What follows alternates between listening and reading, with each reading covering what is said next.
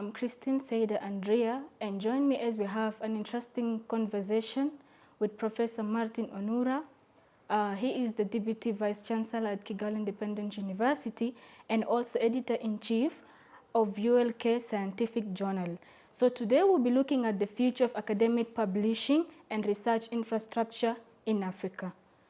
Hello, sir. Christine, you are welcome. So today we'll be looking at different sections under the interview theme, that is the future of academic publishing and research infrastructure in Africa. Section 1, we'll be looking at the landscape of academic research in Africa. And I have particular 2 questions that I will be glad to ask you, and you can be able to give precise, good points to our dear audience. So the first question is, how would you describe the current state of academic publishing and research management in African universities today? Before we talk about publishing, we talk about research. Because what you publish is your research findings. In Africa today, there is a very low patronage to research, especially at the university level, at higher institution level. Very few universities have up to 3% of their annual budget dedicated to research. And just like I said earlier on, if there is no research output, there is no need of publication. Because what you have to publish is your research findings. So the future of research in African institutions is very blurred at the moment. This brings us to our second question. As you've been in this field of research, what are the biggest challenges you have faced or you have seen around journal visibility and credibility? Well, in the first instance, you understand that research is capital intensive.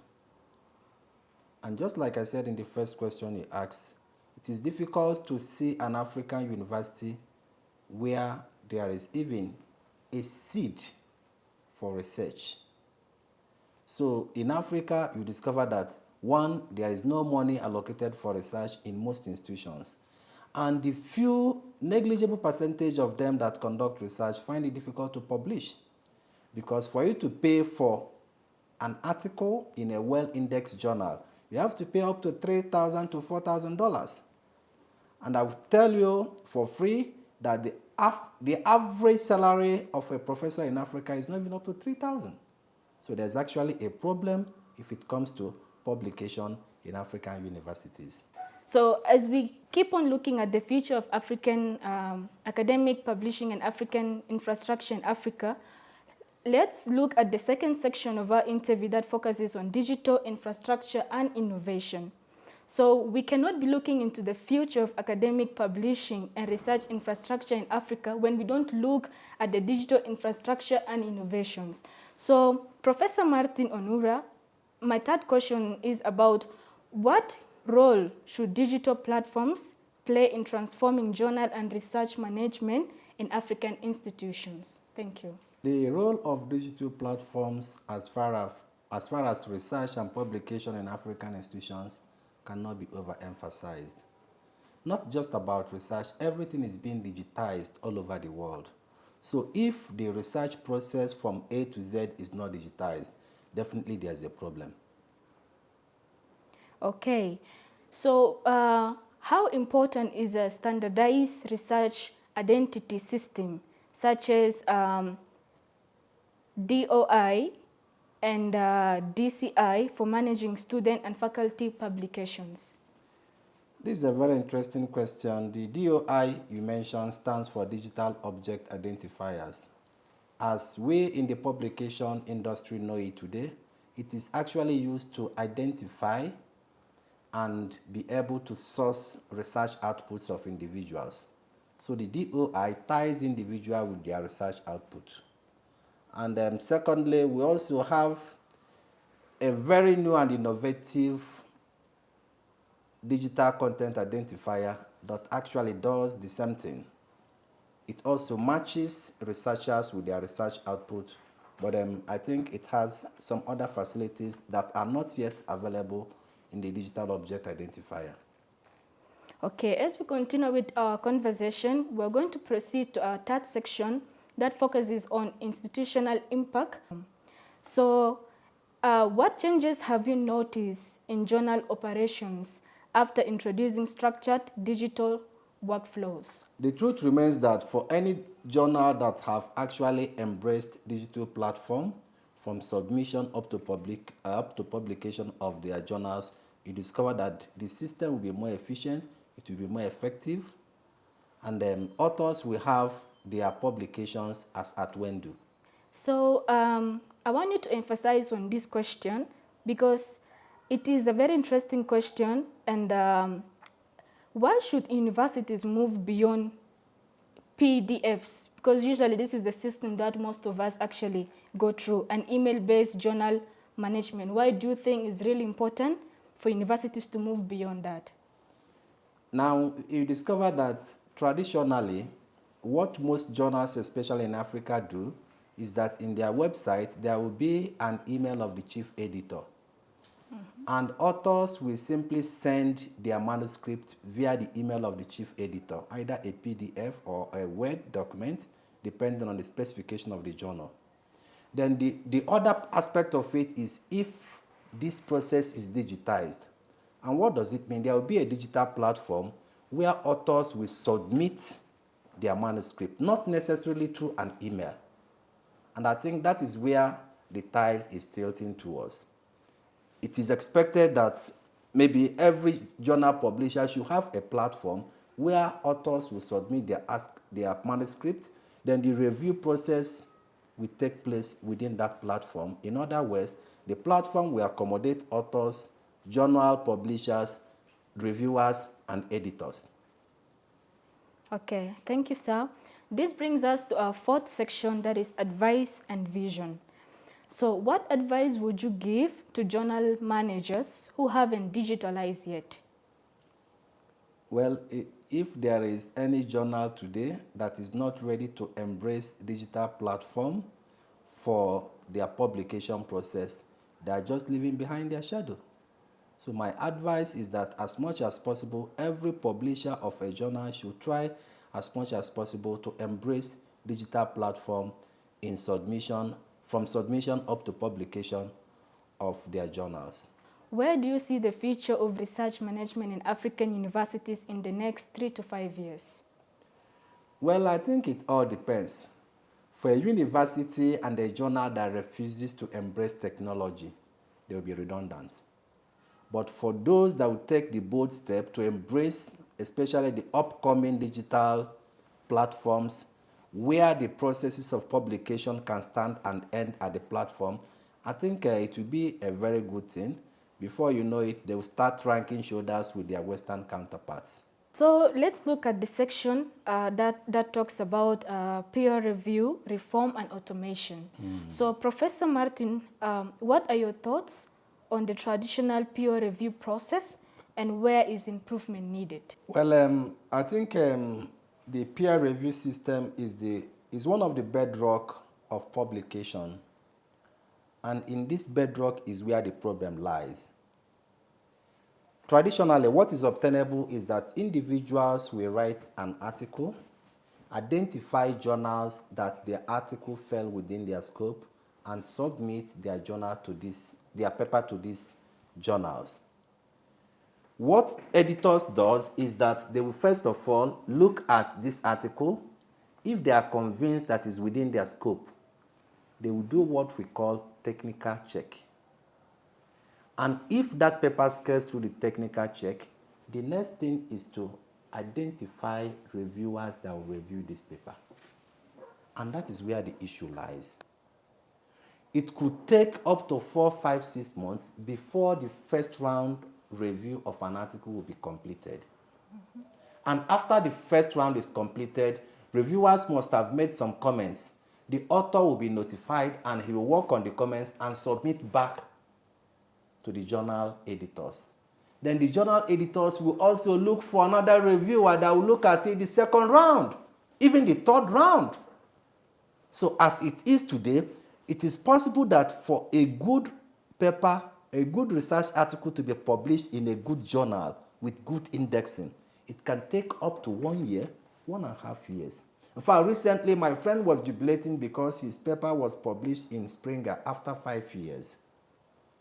And I will tell you for free that one of the reasons for this delay is because of the peer review system. And I'm glad that you mentioned the area of improvement. Perhaps I said it earlier. The reviewers are the goods that lays the golden egg in publication. If a paper is not well reviewed, if a paper is not reviewed, the publishers will not publish. But the publishers are not remunerated for their work. So what I could call an improvement is a system where reviewers are appreciated in cash for the work they're doing for the journal publishers. Recently, I come in contact with a very recent platform where they have reviewers from all over the world in their platform. And they also have a lot of journals. Their practice is that the journals that have identified with them will send their article via their platform. And the journal editors are in a position to check through the profile of their reviewers and identify reviewers that match the topic or the title of the article. And they kind of match the author and the reviewer. And the reviewer does the work, but with a fee. So instead of waiting for 5 months, 3 months, 1 year for your article to be reviewed and published, I would rather part with a little amount of dollars, have my article reviewed in good time and published. So the area improvement that is needed is in the area of peer review system. And I will say it again, platforms that appreciate reviewers should be encouraged. And this is the only way the average time it takes to publish a paper can be reduced all over the world. So, and of course, this system is actually what my school research offer in their research platform.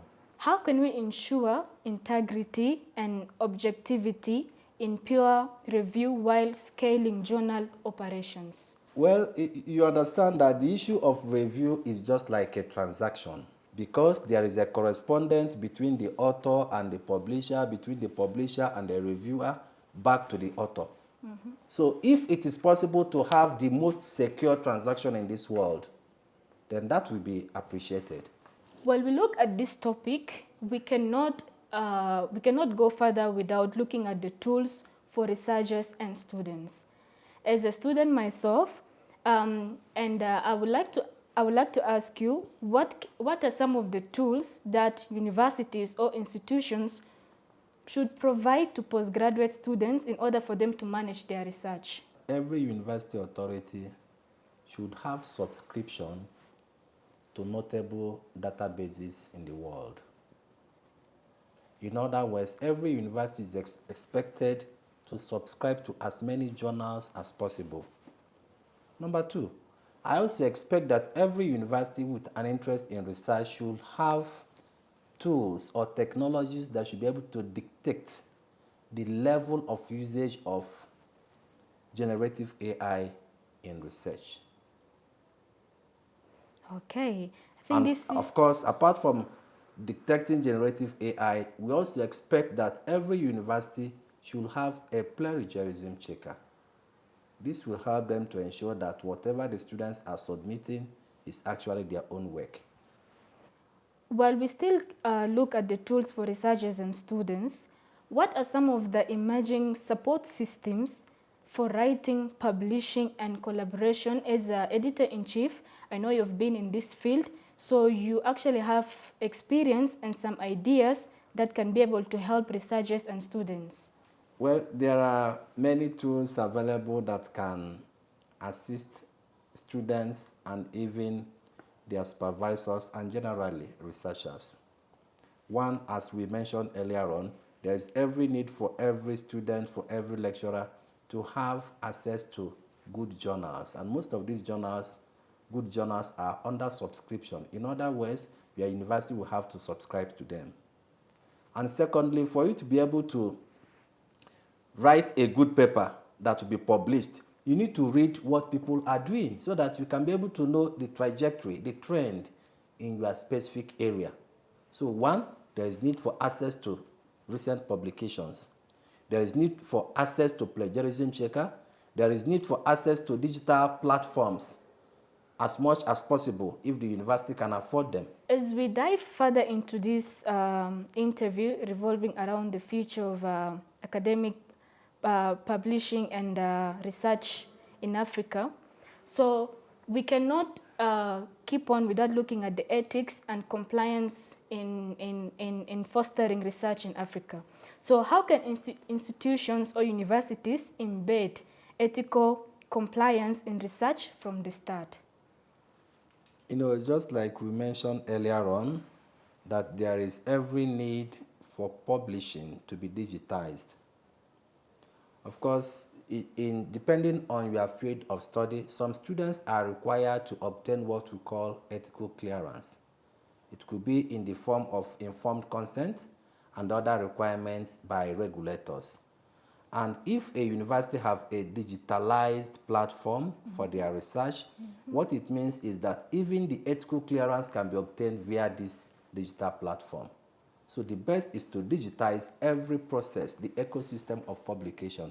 If it is digitalized, you see a seamless, you are going to see a seamless activities and seamless processes. So we have looked at innovation, we have looked at infrastructure and digital era and all that. So my question is about how can universities be able to protect academic integrity in the era of AI? I think we're almost overflogging this question. Academic integrity should be protected in the area of AI if there are tools that should be able to detect the originality, the percentage of originality of every work. And that has to do with similarity checking or similarity index. And there are so many available tools or technologies that can be used today to dictate that. As we look at the collaboration across institutions and universities, do you think African researchers are collaborating enough, or do you think they're still working in silos?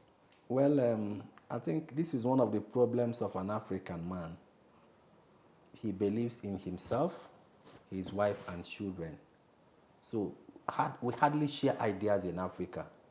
And that is perhaps why we are still at the level of development where we are now. No man is an island.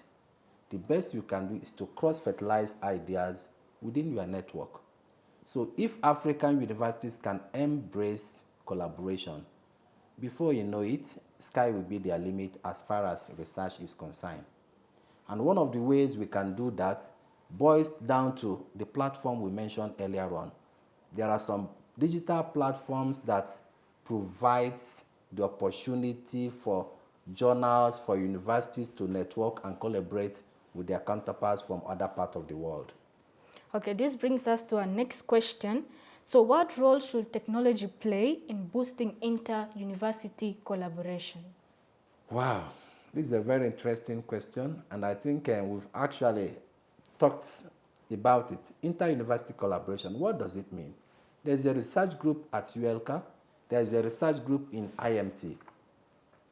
If these research groups are interrelated, they can work together. And if the research process in IMT and ULCA is not digitized, it will be difficult for the group in IMT to know what ULCA is doing, to know the interest of this other group in IMT. So if the research process is digitized and made visible, it will become easier for individual or group of researchers to identify other groups or other individuals with similar or the same research interest with them. That is when we can talk of collaboration. As we come to the final section of our today's theme, the future of academic publishing and research infrastructure in Africa. So what is the final vision for the modern research university? So Professor Martin Onura, describe your vision for an ideal research ecosystem from submission to publication. Wow, this is another interesting one, but I think we've also mentioned actually what my vision is. My vision is a seamless activity/exercises from submission of journals to the peer review, even up to publication. And this can only be made possible if universities and journal publishers embrace digital platforms that offers these services. Okay, so as a final question, what would you say to universities that are still hesitant to modernize? Well, the first thing I would tell them is to brace up. For instance, a while ago we mentioned about the digital object identifier, and we also mentioned the digital content identifier. Yes, I'm looking at the digital object identifier and the digital content identifier, DOI and DCI. As I briefly mentioned earlier on, what actually makes a paper or a publication visible is DCI alongside other factors. And why? Because this digital content identifier has a lot of metrics for the journal, for the authors, and even the publishers. It might interest you to know that the DCI offered by My School Research has a facility that enables authors to identify or dictate whenever their publication is used to train generative AI.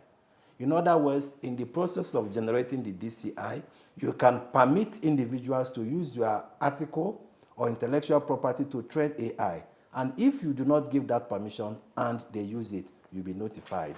And you know what that can result to. Then secondly, I also see that DCI as a means of ensuring a kind of integrity and security of publications, because the generation of the DCI is powered by blockchain. And any transaction that is blockchain in the world is assumed to have as much integrity as possible. So I will advise journal publishers, journal editors to embrace the digital content identifier simply because of the various facilities it offered. And these facilities are not available in the traditional digital object identifier. In case if I have not mentioned it, of course, in the DCI, we have a plagiarism checker. In the DCI, we have metrics for authors, for individuals, for publishers, even for universities.